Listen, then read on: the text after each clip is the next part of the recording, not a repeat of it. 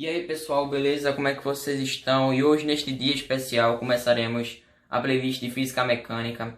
Hoje, em especial, vamos começar com a parte de cinemática, falar um pouco da parte mais básica, para depois a gente ir evoluindo no assunto e chegar na dinâmica, que vai ser a parte da Física Mecânica, que explica justamente os movimentos com suas causas, beleza?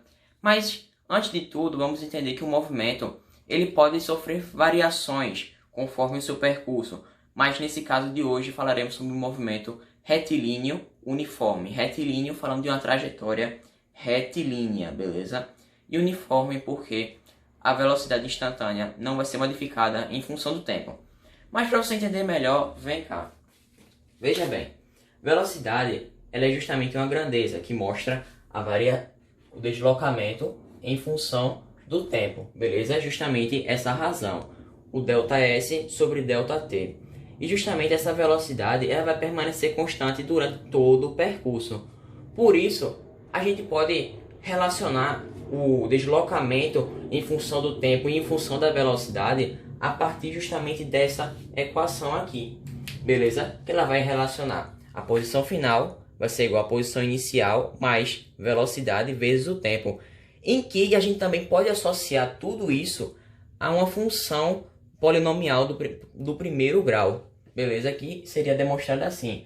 F de x como ax mais b. Ou seja, a gente pode perceber que é a mesma coisa. A posição inicial seria o integrante b e justamente o v vezes o t vai ser justamente o ax, beleza? Ou seja, o vt, que na verdade é velocidade vezes o tempo, vai ser o mesmo que ax.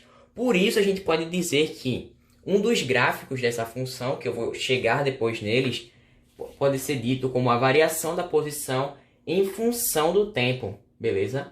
Justamente por conta desta relação com a função polinomial do primeiro grau. Mas a gente também pode entender que o movimento ele pode sofrer diferentes classificações. No caso do MRU, movimento retilíneo uniforme, ele pode ser retrógrado ou progressivo, beleza? E tudo vai variar conforme o que você indicar na trajetória, ou seja, o sentido da trajetória, beleza? Então vem cá, observe esse pequeno corpo. Eu vou indicar os corpos como sendo uma bolinha pintada e justamente essa trajetória aqui. Essa trajetória ela vai ter um certo comprimento, né, como a gente sabe, vai ter um ΔS aqui e esse corpo vai levar um certo tempo para realizar essa trajetória. Esse tempo não precisa saber, beleza? Além de tudo isso, ele tem uma posição inicial, né? Que é justamente essa aqui. E vai ter uma posição final, que é onde ele pararia. Que no caso pode ser neste mesmo local que eu vou indicar para vocês. Beleza? E aqui a posição inicial e posição final. Mas e se eu indicar como sendo o sentido da trajetória da esquerda para a direita? Ele vai estar no movimento progressivo? Com certeza, porque a velocidade vai ser considerada maior do que zero, beleza? Ou seja, vou indicar aqui esse da esquerda para a direita como sendo positivo, ou seja, está no sentido da trajetória. Mas e se fosse o contrário? Se esse corpo, na verdade, estivesse voltando, fazendo um movimento contrário, a velocidade seria negativa, ou seja, o v menor do que zero, sendo caracterizado como um movimento retrógrado. O que isso quer dizer? O que isso vai implicar? Vai implicar que o deslocamento vai ser negativo, beleza? Deslocamento justamente é a variação da posição inicial e com relação à posição final. Mas para que a gente possa ver isso de uma maneira mais ampla, vamos observar esses gráficos aqui. O primeiro mostra, como a gente pode perceber, uma função do primeiro grau, né? Um gráfico de maneira que ele possui uma reta, beleza? Nesse caso, uma reta crescente, porque justamente o A, que a gente vai achar, é toda essa função daqui a pouco, o A dela vai ser maior do que zero, beleza? Justamente isso, tranquilo? E a gente pode, a partir disso, perceber que esse gráfico inicial varia a posição em função do tempo. A posição estando no SI em metros e o tempo estando em segundos. E a gente pode perceber que no instante 2 segundos, o móvel vai estar no ponto 60 da trajetória. Entenda a trajetória como sendo uma régua.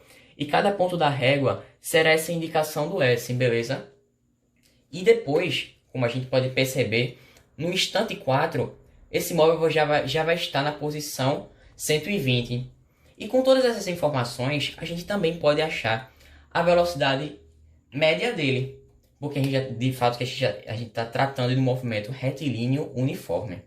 E a velocidade média nada mais é do que a variação do posicionamento, o ΔS, dividido sobre o ΔT. Beleza? E qual é a variação do posicionamento? Posição final, SF, menos posição inicial, beleza? SI. E o tempo, mesma coisa, a variação de tempo. Tempo final menos o tempo inicial, beleza? E a partir disso a gente já consegue achar a velocidade média, pegando qualquer ponto daqui que seja. Por exemplo, vamos comparar o ponto 60 aqui, 60, o ponto na verdade 2, 60, com relação ao 0, 0, que é o início de todos os pontos, o ponto da origem, tranquilo? Ou seja, qual é a posição inicial dele? A posição inicial dele é 0, né? A gente pode mostrar aqui. O 0 como sendo posição inicial. E a posição final, neste ponto que eu estou considerando, é o 60. Ou seja, é só substituir onde eu tinha colocado posição final e posição inicial. Final 60, inicial 0. E o tempo? Quanto tempo foi passado? 2 segundos, né? Ou seja, 2 segundos. Embaixo. 60 menos 0 é mesmo que cortar isso daqui, né? Não vai modificar em nada. Ou seja, a velocidade média é 30 metros por segundo. Lembrando que tudo isso está no Sistema Internacional de Medidas. Mas, antes eu lhe mostrei esta equação aqui que relaciona posição final, posição inicial, com a soma da velocidade multiplicada pelo tempo. E a gente pode achar tudo isso sim, colocando nesta análise do gráfico, beleza? Qual é a posição inicial dele? A gente vai colocar S, né? Na verdade, anteriormente disso. A posição inicial dele é onde começa todo o percurso. Ele começa no 0, no ponto 0, beleza? Ou seja, 0 mais a velocidade, como a gente pode analisar, velocidade multiplicado pelo tempo. E qual é a velocidade que a gente está vendo agora? A velocidade que a gente está pegando é 30, né? E o tempo a gente pode indicar como sendo qualquer um deles. Por isso eu coloquei a variável. Ou seja, S é igual a 30t. Achamos a função que vai relacionar o tempo com relação a justamente a variação do posicionamento em metros. E agora bora olhar para esse segundo gráfico. Ele tem uma variaçãozinha que agora a gente vai estar observando velocidade em função do tempo. E a gente sabe que essa velocidade não varia de maneira alguma.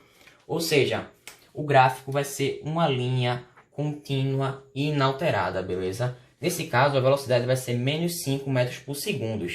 E tem um detalhezinho muito interessante que eu gostaria de falar, é que a área do gráfico é numericamente igual ao deslocamento. E o que é deslocamento? Posição final menos a posição inicial, beleza? Então, com esses conceitos em mente, vamos também formar a função aqui desse jeito, beleza? Ou seja, a gente vai relacionar novamente a equação do sorvetinho, beleza? Nessa parte aqui. Aí vamos com calma. Qual é a área deste gráfico, né? A gente vai achar a área de todo ele. A gente pode perceber naturalmente que isso aqui forma um retângulo, né? Retângulo com menos de 0,0, né? Na verdade aqui. Eita, tá difícil. Do ponto 0 até o ponto menos 5. E daqui do ponto 6 até o ponto menos 5, tranquilo?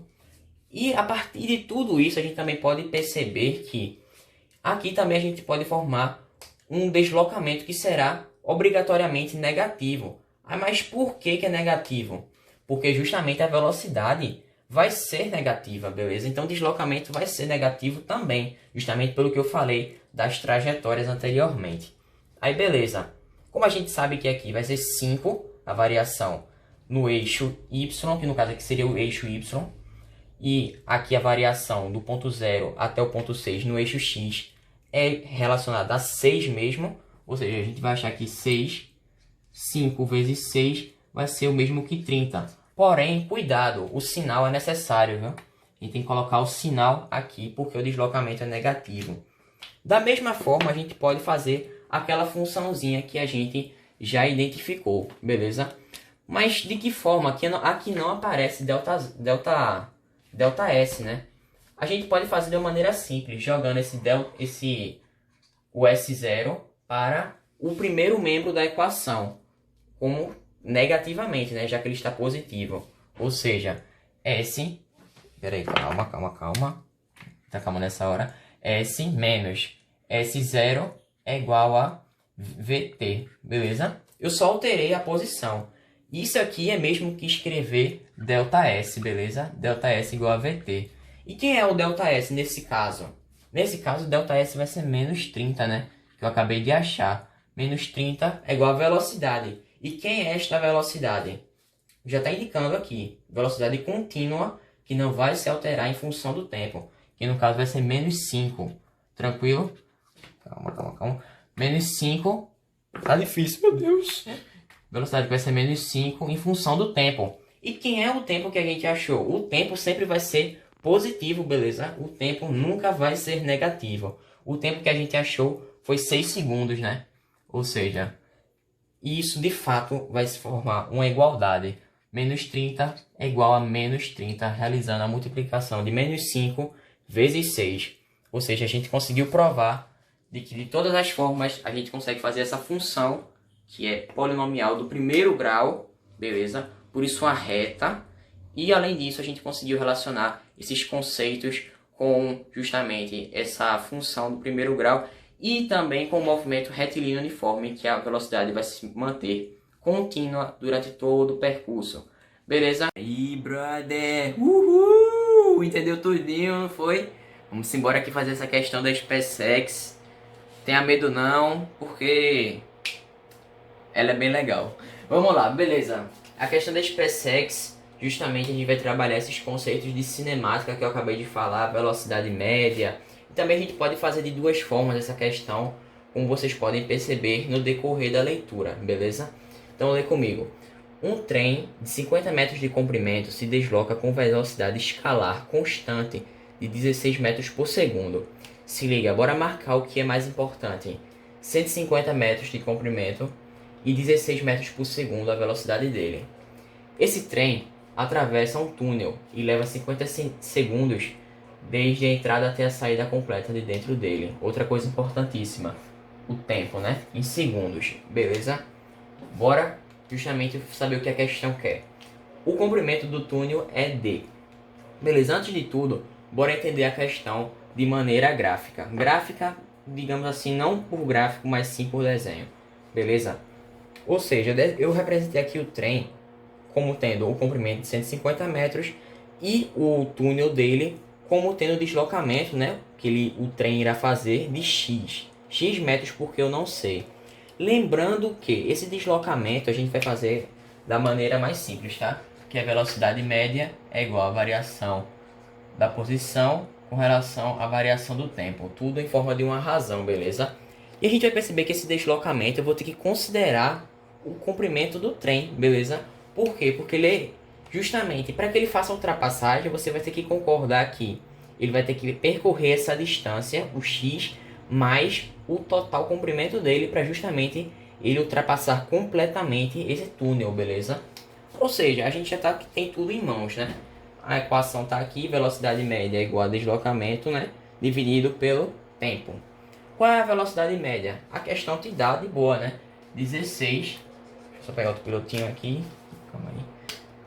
16, beleza? É 16 metros por segundo, estudo no SI, igual. Qual é a variação da posição? A posição vai ser variada desta maneira. 150 mais x, beleza? É total deslocamento dele, considerando com o comprimento do trem. E o tempo? O tempo foi justamente 50 segundos, tudo no SI, beleza? Agora bora fazer essa multiplicação. Meio pelos extremos, né? Multiplicando em meio pelos extremos, vamos achar que 16 vezes 50 é igual a 150 mais x. Agora, antes de realizar essa multiplicação, bora isolar logo o x, beleza? Que é justamente o comprimento do túnel. Ou seja, eu vou só jogar esse 150 para o primeiro membro da equação.